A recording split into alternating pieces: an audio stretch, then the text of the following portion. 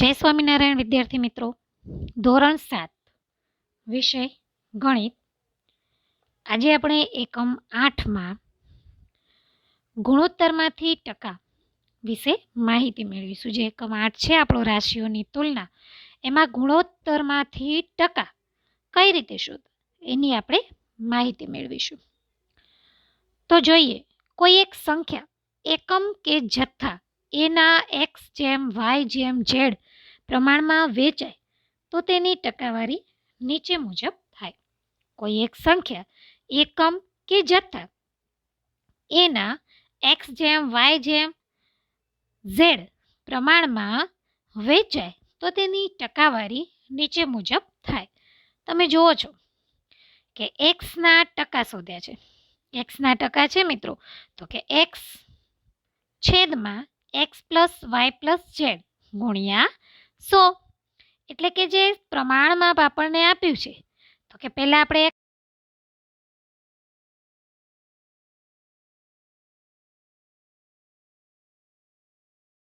તો કે y છેદમાં x plus y plus z ગુણ્યા 100 બરાબર. એ જ રીતે z ના ટકા, તો કે z બરાબર x plus y plus z બરાબર 100. તો આપણે અલગ અલગ રીતે ત્રણેય સંખ્યાના ટકા, ત્રણેય જે આપણી જોડે સંખ્યા, કોઈ એક સંખ્યા આપણને આપી છે, એટલે આપણે સંખ્યા નથી લીધી પણ એક્સ વાય ઝેડ ઉદાહરણ ધારે છે બરાબર. તો એના આધારે જ્યારે આપણે ટકાવારી શોધવી છે તો તે સંખ્યા તેમજ આપેલી સંખ્યાનો 100 સાથે ગુણાકાર કરીને ટકા શોધવાના છે. આગળ વાત કરીએ મિત્રો, તો ટકામાં વધારો કે ઘટાડો. ટકામાં વધારો કે ઘટાડો તેના બે સૂત્રો આપ્યા છે. ટકાવારીમાં વધારો, તો ટકાવારીમાં વધારાનું સૂત્ર કયું? તો કે ટકાવારીમાં વધારો બરાબર મૂળ રકમમાં વધારો ભાગ્યા મૂળ રકમ. કોઈ પણ રકમ તમને આપી છે બરાબર, તો ટકાવારીમાં જ્યારે વધારો હોય તો એનું સૂત્ર છે ટકાવારીમાં વધારો બરાબર મૂળ રકમમાં વધારો ભાગ્યા મૂળ રકમ. તમને ઉદાહરણ આપ્યું કે કોઈ સંખ્યા રકમ જથ્થો એ છે, આ રકમ છે, એ જે છે એ રકમ છે, તેમાં વધારો થઈને બી થાય છે. કોઈ પણ સંખ્યા છે 25 છે, એમાં વધારો થઈને 75 થાય છે બરાબર. તો શું છે, તો કે કઈ રીતે શોધશો? તો ટકાવારીમાં વધારો કેટલો થયો શોધવું હોય તો શું કરશો મિત્રો? તો જુઓ,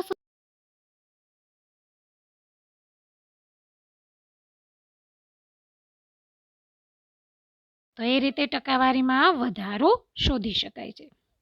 આગળ વાત કરી છે ટકાવારીમાં ઘટાડો. તો એનું સૂત્ર છે કે ભાઈ ટકાવારીમાં ઘટાડો બરાબર મૂળ રકમમાં ઘટાડો, મૂળ રકમમાં ઘટાડો અપોન એટલે કે ભાગ્યા મૂળ રકમ. જો કોઈ એક રકમ છે કે ભાઈ સંખ્યા કે જથ્થો, ધારો કે મેં તમને કીધું કે ભાઈ અહીંયા એ છે એ રકમ છે અને બી જે છે એ ઘટાડો બતાવે છે, તો ટકાવારીમાં ઘટાડો બરાબર સૂત્ર થઈ ગયું કે એમાંથી બી ઓછા કરો તો ખબર પડી જશે કે કેટલો ઘટાડો છે. અહીંયા શું કર્યું તો કે બીમાંથી, કારણ કે મોટી સંખ્યામાંથી નાની સંખ્યા વધે છે, વધે એટલે વધારે હશે, તો કે મોટીમાંથી જ નાની સંખ્યા બાદ થાય છે, નાનીમાંથી મોટી બાદ થતી નથી.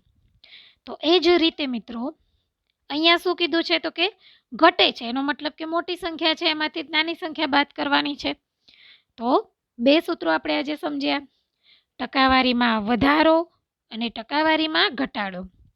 ટકાવારીમાં વધારો બરાબર સૂત્ર છે ટકાવારીમાં વધારો બરાબર મૂળ રકમમાં વધારો ભાગ્યા મૂળ રકમ, મૂળ રકમમાં વધારો ભાગ્યા મૂળ રકમ. એ જ રીતે ટકાવારીમાં ઘટાડોનું સૂત્ર, તો કે મૂળ રકમમાં ઘટાડો બરાબર મૂળ રકમ બરાબર. આગળ જોઈએ મિત્રો, હવે વાત છે વસ્તુઓનો ભાવ સાથે સંબંધ અને ખરીદ અને વેચાણ.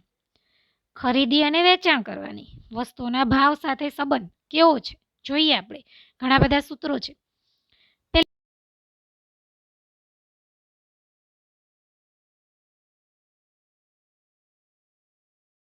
ખરીદ કિંમત શું છે આ? તો આગળ પણ આપણે સમજ્યા ખરીદ એટલે આપણે ખરીદવું. તો તમે જે ખરીદો છો એ કિંમત એટલે ખરીદ કિંમત. પડતર તમને જેટલામાં પડ્યું છે, કેટલી કિંમતમાં પડ્યું છે, તો એ પડતર કિંમત. કે ભાઈ આટલામાં મેં ખરીદી, આટલામાં મને પડ્યું. બરાબર. કોઈ વસ્તુ છે, ધારો કે તમે કોઈ સાયકલ લાવ્યા, તમે ખરીદી તો તમારી ખરીદ કિંમત. કેટલામાં ખરીદી, કેટલામાં પડી સાયકલ, તો કે 3500. તો 3500 એ તમારી પડતર કિંમત. આ રીતે ઓળખવામાં આવે છે. હવે મિત્રો, પડતર કિંમત છે એને શોર્ટ ફોર્મ શું છે? તો કે પકી. પકી એટલે પડતર કિંમત, એનું શોર્ટ નેમ છે. આગળ વાત કરીએ, કોઈ પણ વસ્તુ જે કિંમતે વેચાય છે તેને વેચાણ કિંમત કહે છે.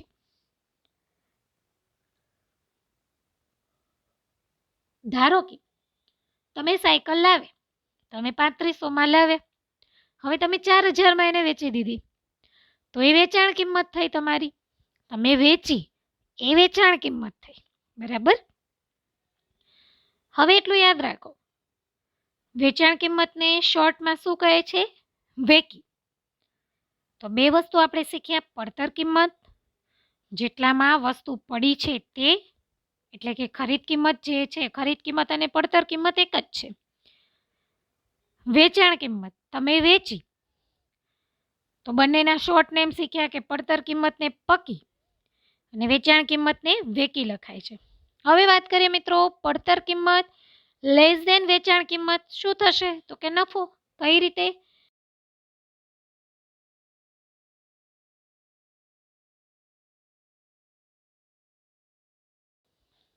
કેટલામાં વેચી? તો કે 4000માં. ચલો શું થયું તમને? નફો થયો ને, 500 રૂપિયાનો નફો થયો. તો પડતર કિંમત કરતાં વેચાણ કિંમત મોટી હોય તો નફો થાય છે, પરંતુ વેચાણ કિંમત કરતાં પડતર કિંમત મોટી હોય તો ખોટ જાય છે. બરાબર. હવે અહીંયા સૂત્ર છે નફાનું. જો મિત્રો, નફો બરાબર વેચાણ કિંમત ઓછા પડતર કિંમત. જે વેચી એમાંથી પડતર કિંમત બાદ કરો, કેટલો નફો મળ્યો છે એ તમને ખબર પડી જશે. સૂત્રો ખાસ ધ્યાન રાખજો. તમે જે વસ્તુ જેટલી કિંમતમાં લીધી છે અને એનાથી વધારે કિંમતમાં વેચો છો તો તમને ફાયદો થાય છે, એટલે કે નફો. તો નફો બરાબર વેચાણ કિંમત ઓછા પડતર કિંમત. કેમ? તો કે આપણે શોધવું છે કે આપણને કેટલો નફો થયો. આગળ વાત કરીએ, વેચાણ કિંમત બરાબર પડતર કિંમત વત્તા નફો. જે નફો થયો છે એ આપણે શોધીએ છીએ. નફો અને પડતર કિંમત ટોટલ કેટલી થઈ, તો વેચી એ કિંમત આપણને મળશે. હવે વાત કરીએ તો કે મેં કીધું કે ભાઈ નફો બરાબર છે, પરંતુ ખોટની વાત તો કે પડતર કિંમત ઓછા વેચાણ કિંમત જે છે, એટલે કે પડતર કિંમત મોટી છે, વેચાણ કિંમત નાની છે, તો તમને ખોટ જાય છે. ધારો કે 3500માં તમે સાયકલ લાવ્યા, 3500માં સાયકલ લાવ્યા અને 3000માં વેચી, તો ચલો આ શું છે? તો કે પડતર કિંમત. કેવી છે? મોટી છે. આ વેચાણ કિંમત કેવી છે? નાની છે. તો તમને શું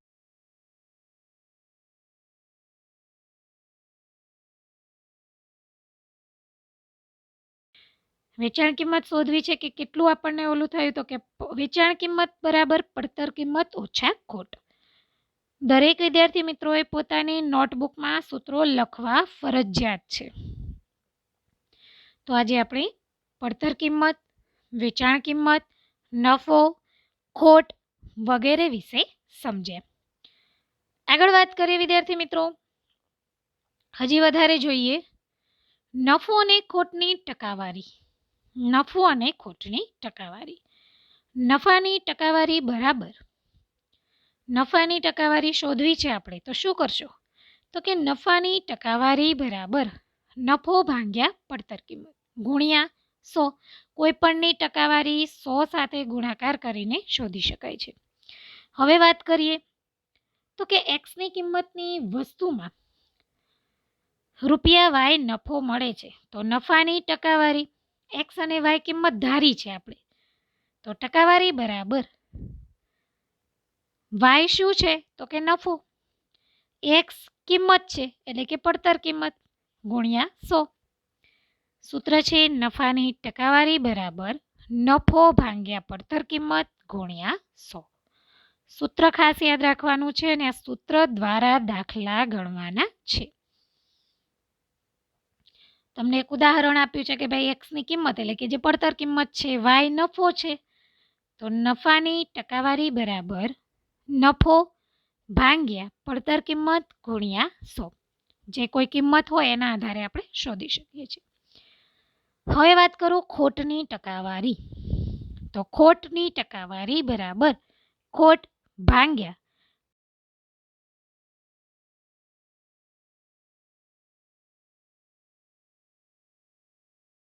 વસ્તુ વાય ખોટ છે, તો જેમ આપણે અહીંયા શોધ્યું બરાબર એ જ રીતે આ વાય ખોટ એક્સ કિંમત ગુણ્યા 100, તો આપણે ખોટની ટકાવારી શોધી શકીએ છીએ. નફાના ટકા પરથી વેચાણ કિંમત અને પડતર કિંમત બંને મળે છે. જો કોઈ રકમ x% નફો થાય તો તેની વેચાણ કિંમત કઈ રીતે શોધશો, તો કે વેચાણ કિંમત બરાબર 100 + x ભાગ્યા 100 ગુણ્યા પડતર કિંમત. એ જ રીતે પડતર કિંમત શોધવી હોય તો કે પડતર કિંમત બરાબર 100, આ જે છે એને ઉલટું કરી દેવાનું છે, તો કે 100 + x ગુણ્યા વેચાણ કિંમત. આ રીતે આપણે દાખલા સમજી શકીએ છીએ. આ હતા નફાના દાખલા. હવે એ જ રીતે ખોટની વાત કરીએ તો એ જ રીતે સૂત્ર, પરંતુ પ્લસની જગ્યાએ આપણે શું લખવાનું છે મિત્રો, માઇનસ. બરાબર, દાખલા એ જ છે પરંતુ પ્લસની જગ્યાએ આપણે માઇનસ લખવાનું છે.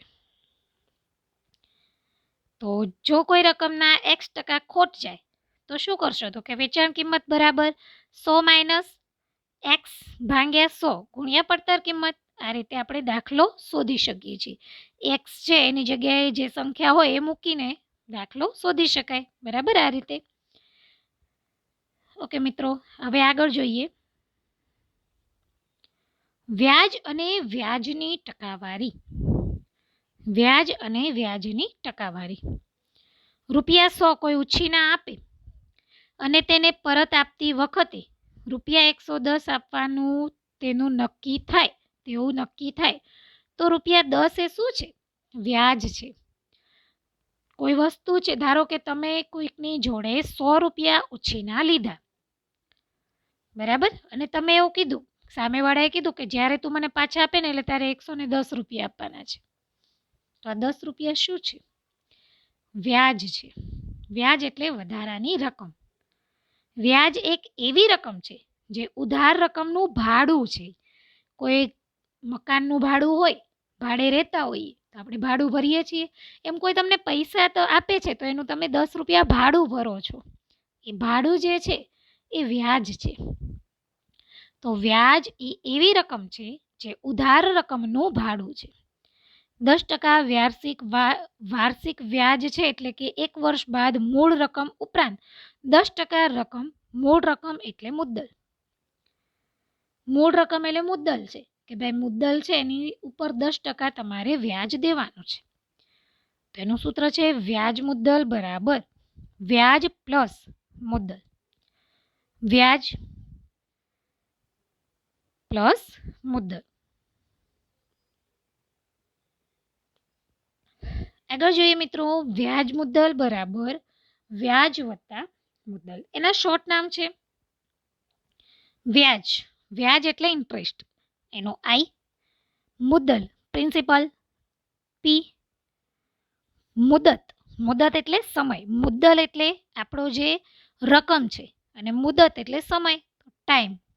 વ્યાજનો દર રેટ ઓફ ઇન્ટરેસ્ટ એટલે R, અને વ્યાજ મુદ્દલ અમાઉન્ટ. બરાબર, તો એના શોર્ટ જે નામ છે એના આધારે એનું સૂત્ર છે સાદું વ્યાજ બરાબર આઈ એટલે કે વ્યાજ બરાબર આઈ એટલે વ્યાજ ઇન્ટરેસ્ટ પી મુદ્દલ આર વ્યાજનો દર અને ટી એટલે મુદત ભાગ્યા 100 તો આ એનું સૂત્ર છે એ બરાબર પી પ્લસ 1 તો આ બધા જે સૂત્રો છે એ એટલે શું થશે મિત્રો વ્યાજ મુદ્દલનું સૂત્ર ચલો તો વ્યાજ મુદ્દલ બરાબર પી મુદ્દલ પ્લસ આઈ વ્યાજ મુદ્દલ પ્લસ આઈ એટલે કે વ્યાજ તો આ જે સૂત્રો છે એ તમારે નોટબુકમાં લખવાના છે એ જ રીતે આગળ જોઈએ સૂત્રો